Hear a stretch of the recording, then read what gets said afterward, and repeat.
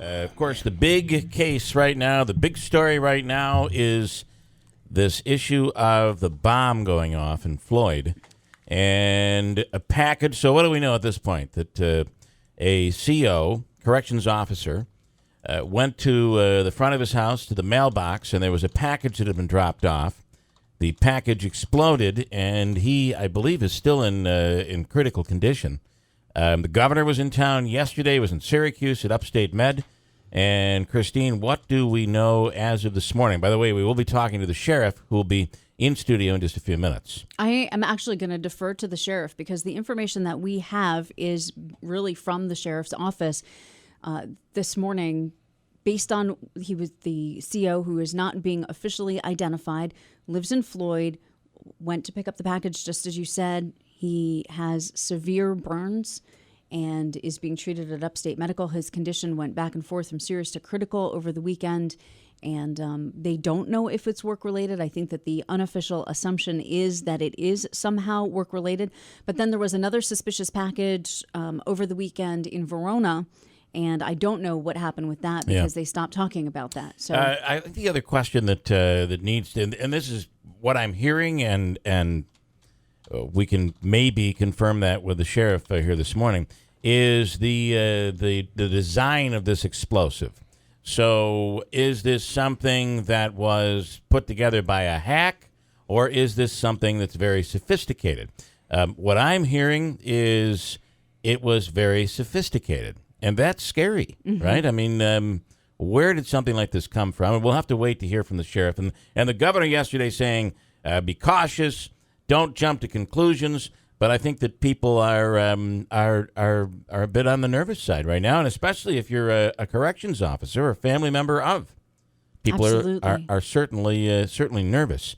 Crazy that something like this would happen around here. It is unbelievable, and if the belief is that it was a very sophisticated device, I think the victim in this case is lucky to only be dealing with burns, right? Yeah. I mean. So again, coming up in just a few minutes, Sheriff Rob Mashel will be in studio. We'll be chatting with him and learn everything that we can about this case. But ATF involved, FBI involved, Homeland Security, everybody getting in, including the feds. Obviously, it's a bomb, so this is something that normally you'd see the feds called in on, and that is the case in this situation. So details of that coming up. Another story that's not necessarily local, by the way, the weather was just really incredible. Off and on, some pretty bad thunderstorms, but yesterday was a big surprise because it was supposed to be raining all day yesterday. Was it nice where you were? Oh, yeah. Yeah, it was beautiful. Yeah. This gorilla story. Oh, my gosh. Is all over the what place. Is this? Everybody's Andrew talking about has been this on it since he walked in gorilla this morning. thing. I can't believe that they killed that gorilla. Why? I really can't. Why? Because I don't think that the gorilla would have hurt the kid. So here's my question for you, Okay. Andrew. How long was the kid in the thing for? Wait. Can we? What First happened? of all, let's All right, I'll break it down for you. Some idiot do you parents. mind if I do? If you don't mind. For more objective. A 4-year-old boy fell into a gorilla habitat at the Cincinnati Zoo on Saturday. And the gorilla, now they're saying fell into, what is really believed is the kid kind of crawled in and then fell into the water. He wanted to go into the water, so he crawled into the gorilla cage. It's not really a cage. There's water in there and the whole 9 yards. And the gorilla is a 17-year-old silverback gorilla, which is an endangered species. Okay, and enormously large and enormously strong, right? Mm-hmm. Anyway, in some of the YouTube videos, there are videos out there, you can hear the mother calling out to her boy and trying to reassure him. The boy was in there with the gorilla for about 10 minutes. At some point, it looked like the gorilla was trying to protect him, but they had to shoot it because it was dragging the boy around by the leg in about a foot of water. And here is the 911 call. Listen to this. Mommy's right here. This is not the 911 call. This is the mommy's right here video. Could you imagine this mother? No. What she had to be going through? Oh my God! Hi, Dan. Everybody back up. I think he's trying to switch. Okay. Mommy loves you. I'm right here. All right. Now, Andrew, you want to pipe in? Yeah, clearly, mommy loves you. Mommy loves you enough to leave you unoccupied, and so that you can crawl into a gorilla enclosure, and Crazy, it's crazy, not like. And I'm crazy. just. I told Christine this morning. I said I don't know what the front of the enclosure looks like, how tall the fence was, or how big the cage was. But it's not a situation where she looked away for a second. I mean, for him to crawl don't into know. the thing, go We don't down know. into the water, the kid had to have been unoccupied for at least. Unattended, you mean? Well, Yeah, she was thank the you. mother Sorry. was apparently taking care of I want to say several, but I read several. I don't know what that means, but certainly more than one child.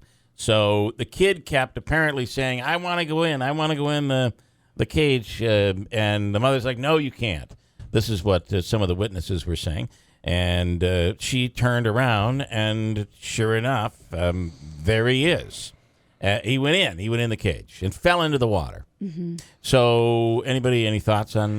Well, go ahead. How does this continue, though? They had to kill the gorilla. So they had to kill the gorilla, but so he's in there. What, the gorilla's got him in his mouth? No, the gorilla is No. holding He's him holding his. and grabs his That's foot. funny. Well, He was dragging him I around. haven't seen this video. He was said dragging him. I He was assume by dragging his him mouth. around. Yeah, I assume by the mouth.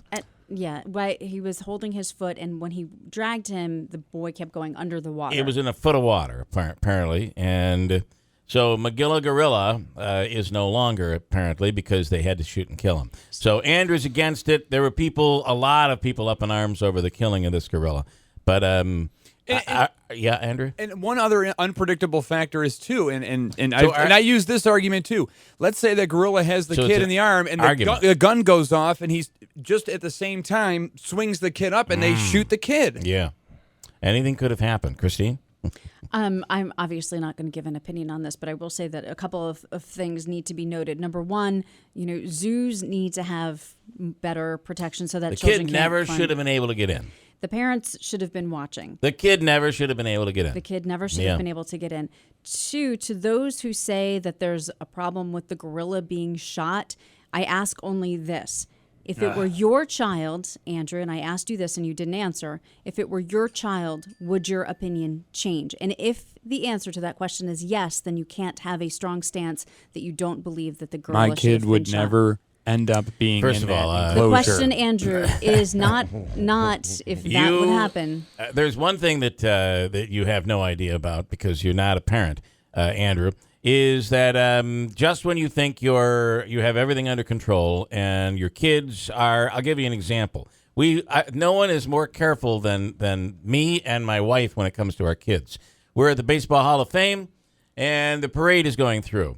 My kids both had a signed ball. We're all standing there. Everything is good. The parade's going by. My son's ball hits the ground. I don't see it. And, I mean, you're not going to be holding on your kid at every second. It's just, unless you have the leash on. Ball hits the ground. My son goes chasing after it right under a vehicle. Right under one of the big, it was going very, very slowly. But, we all ran out and they stopped. But it shows you how quickly crazy things can happen in an instant. And I think that what you said is, Christine, where how in the hell could this kid that's the fit thing. through the cage in the first place? Who's at fault there? It would be the zoo. I The guess. zoo So, and the parents, everybody's Yeah, at fault. everybody.